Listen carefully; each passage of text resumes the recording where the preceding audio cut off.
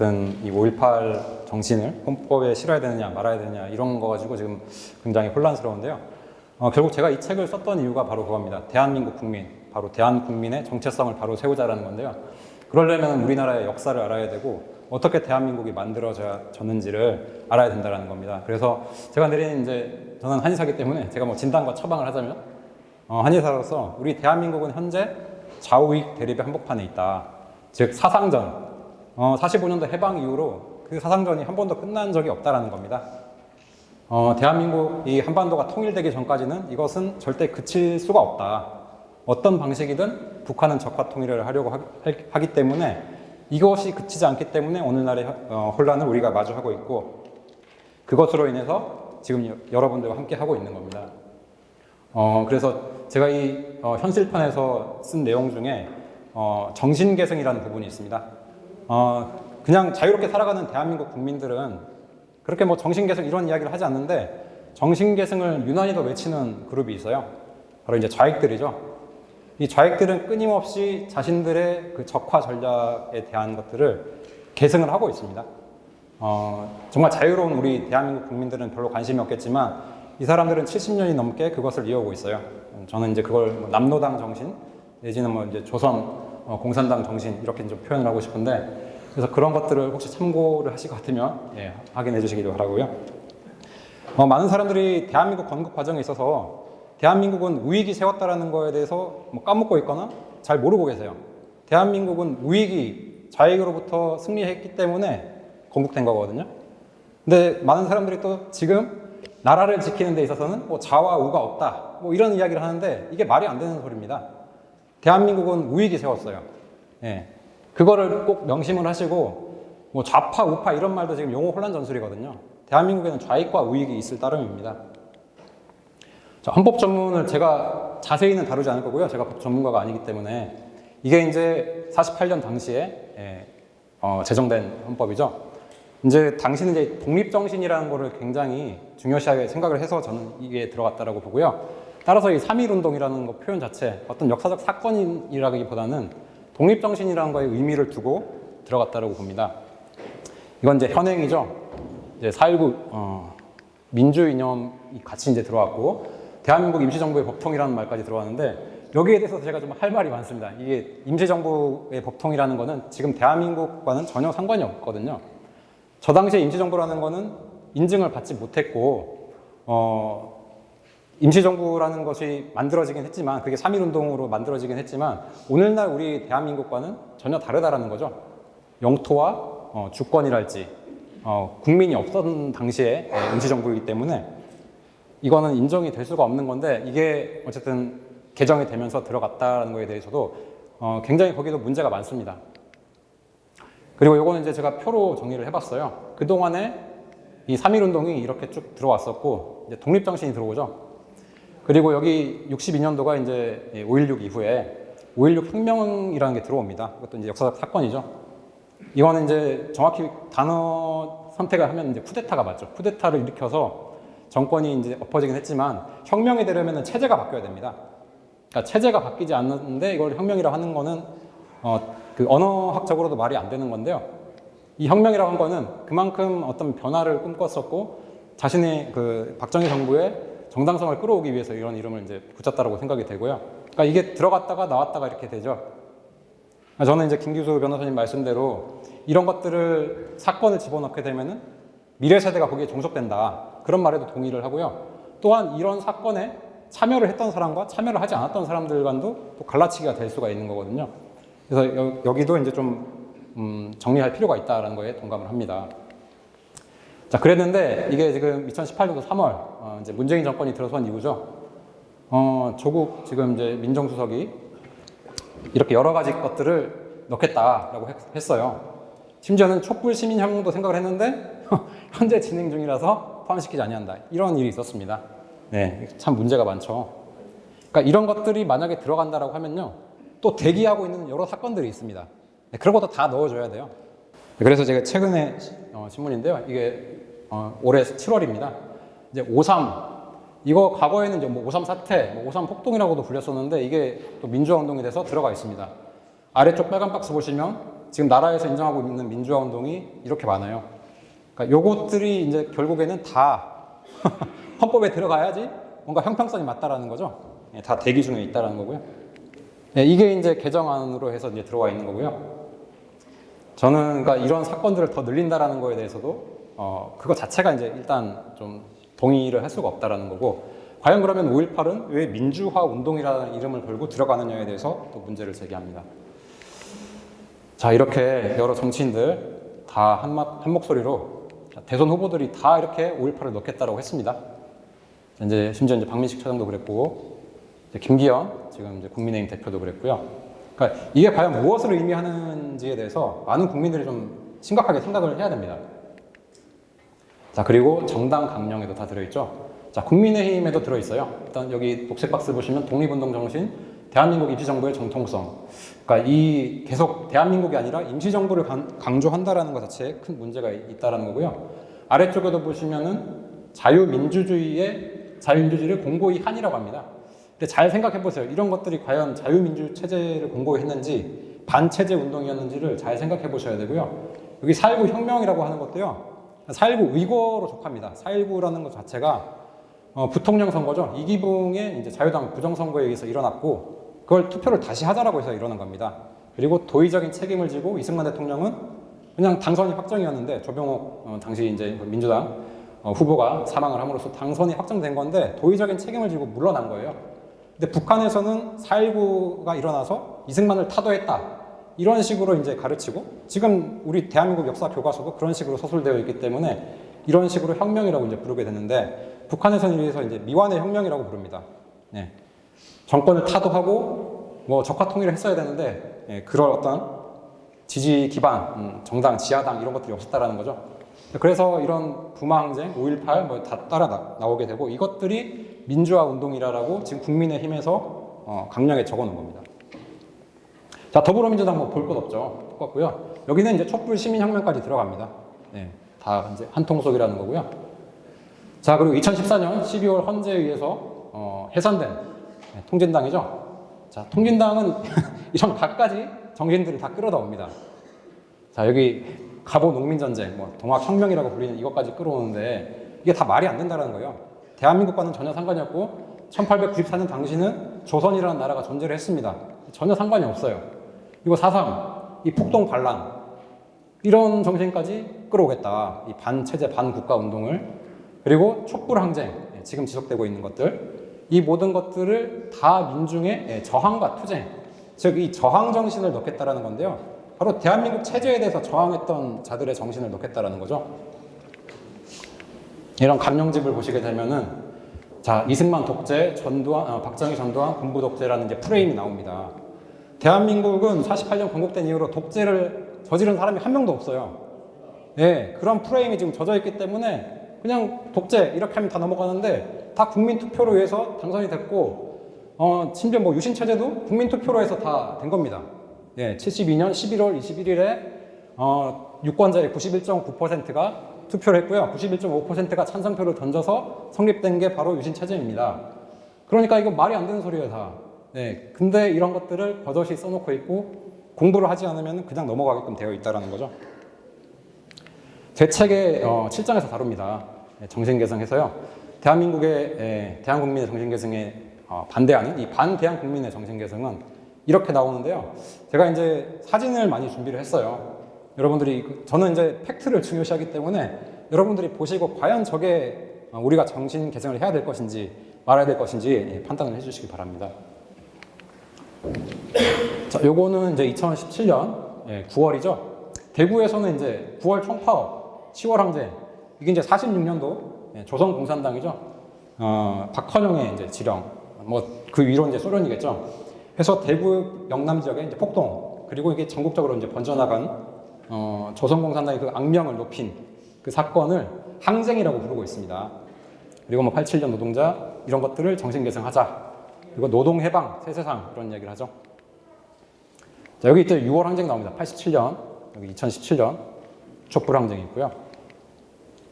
2017년 마찬가지로 있고, 이렇게 많은 사람들이요 이 정신을 개성하겠다라고 나와 있습니다.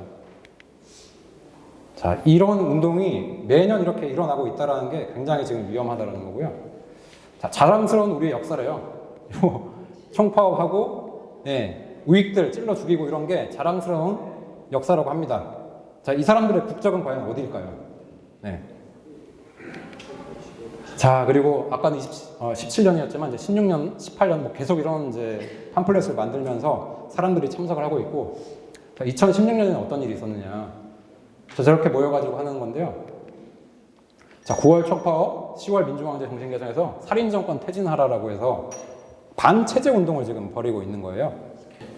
자, 그리고 제주 4.3이죠. 마찬가지로 여기도 항쟁이라고 표현을 하면서 분단을 넘어 노동해방 이런 걸 외칩니다.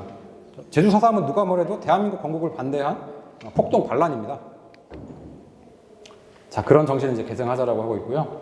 자, 여순 역시 48년도 10월 19일에 제주 여수에 있는 14연대 일개 대대가 이제 반란 사건을 일으킨 거죠. 그래서 전라도 일대를 피바다로 만들었던 7천여 명의 사망자를 냈던 그런 사건인데요. 이거를 이제 항쟁 내지는 사건이라고 이렇게 부릅니다. 그래서 최근에는 이렇게 거기 참여했던 사람들이요 다 무죄 판결을 지금 받고 있어요. 제주 4.3도 물론 지금 받고 있고요.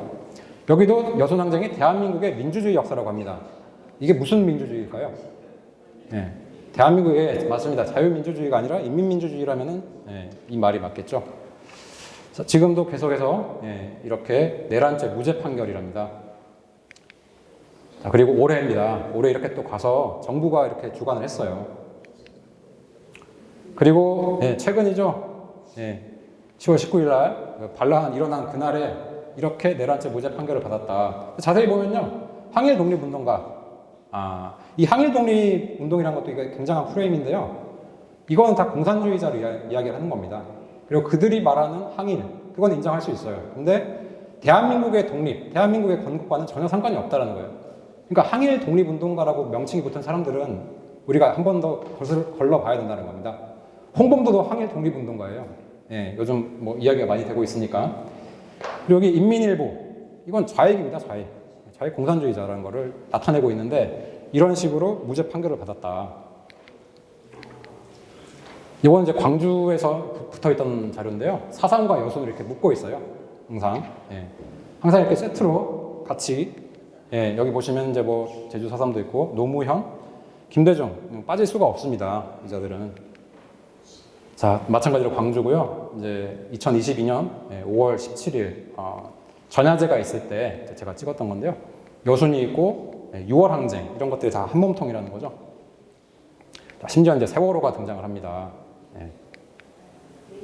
자, 이게 이제 2017년 문재인이 유세 도중에 이렇게 5.18과 세월호, 촛불 이렇게 이야기를 했어요.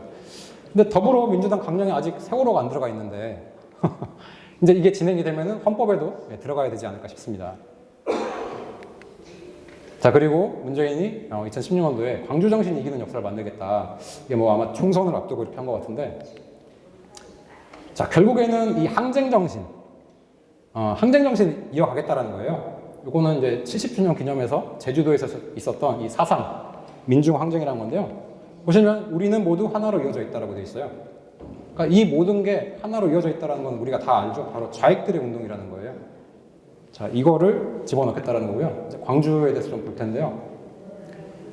들어가기 앞서서 이제 이게 민주화 운동이라는 겁니다. 요거는 이천에 있는 민주화 운동 기념관이라는 데가 있어요.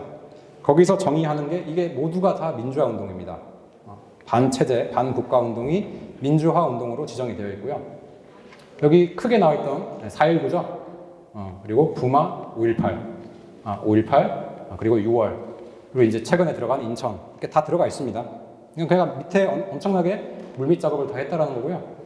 이 정의가 굉장히 중요한데 아무도 이 정의를 민주화 운동이라고 인식하는 사람은 거의 없어요. 정치인들이나 여기에 이익이 걸려있는 사람들만 그렇죠.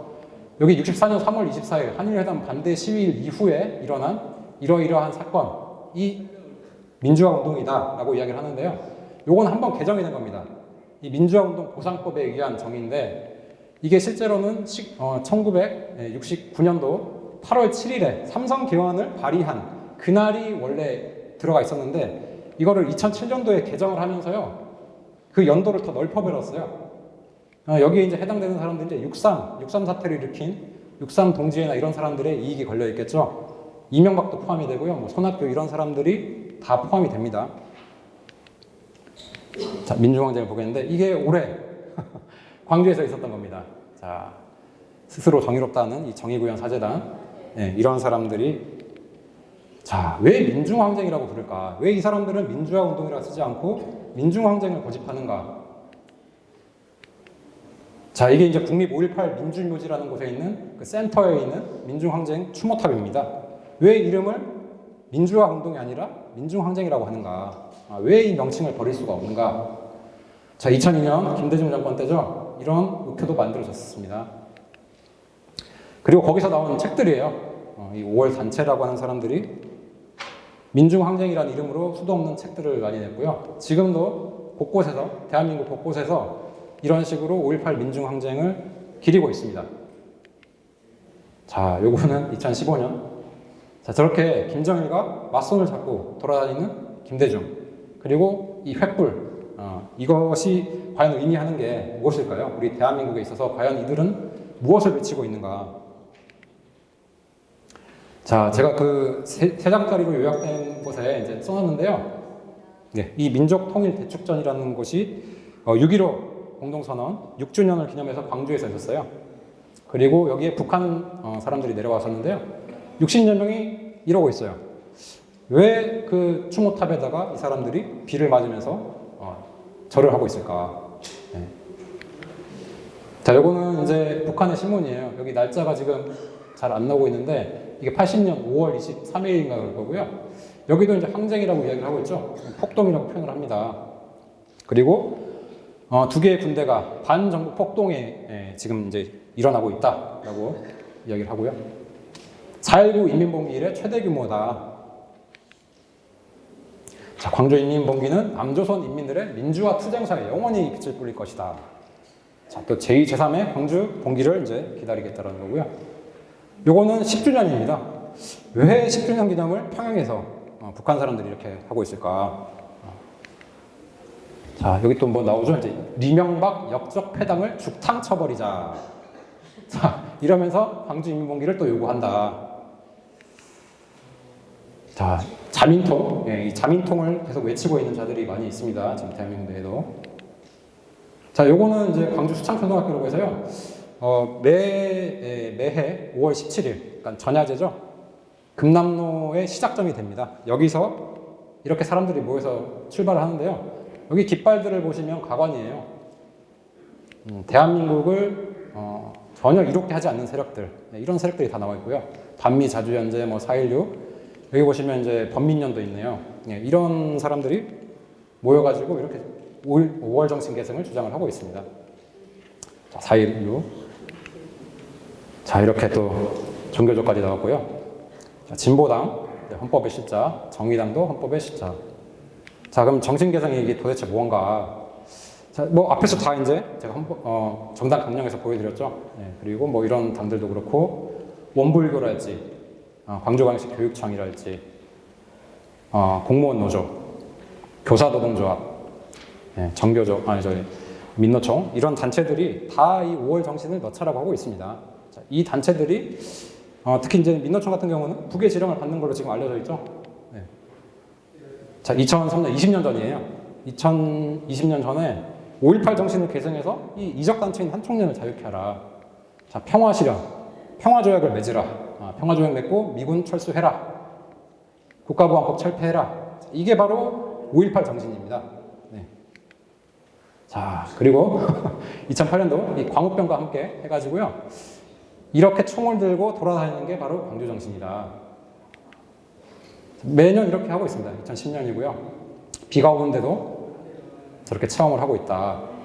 자, 전두환 타도 이렇게 계속 나오고, 자, 사회 대개혁을 완수하자. 도대체 그 개혁이 언제 이루어지는가? 자, 5월에서 통일로라고 또 되어 있죠. 이 5월에서 통일로라는 게 굉장한 구호고요. 과연 이들이 주장하는 통일이 어떤 방식의 통일인가가 정말 중요하겠죠. 자, 요거는 이제 6주기인데요. 여기는 민중항쟁이 아니라 민중혁명이라고 부르고 있습니다. 네, 그리고 살인마 전두환 이렇게 부르고 있죠. 86년이니까 전두환 정권 시절인데 끊임없이 전두환 정권을 타도하자라고 이렇게 주장했던 게 바로 5.18 정신입니다. 자, 지금도 이렇게 아이들이 교육을 받고 있어요. 저게 옳은 거라고 생각을 하고 자랍니다. 네, 올해의 모습이고요. 이제 광주 지역 학생들은 이렇게 망월동 묘지에 가서 이렇게 하면서 자라요. 어렸을 때부터. 네, 작년 이제 모임이었었는데요. 여기서도 이런 어린애들이 반미를 외치고 있습니다. 네, 이제 거의 다 됐는데요. 자, 이처럼 광주에서는 지금 5.18 헌법을 넣을 필요가 없어요. 이미 다 정신적으로 교육이 되고 있습니다. 네. 근데 과연 왜 이 사람들이 그러면 헌법에 실으려고 하는가? 여기에 대해서 이제 문제가 있고요. 제가 마지막 이 슬라이드 준비한 거는 여기 혹시 20대 계시나요? 20대? 20대 없으세요? 네. 그러니까요. 죄송하지만 뭐 저도 그렇고요. 시간이 흐르면은 이 우익, 이 자유민주 체제를 신봉하는 사람들은 다 사라져가요.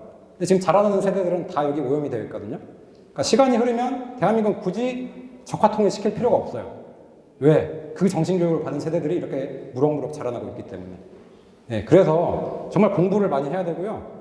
애들한테 이런 것들을 알려줘야 됩니다.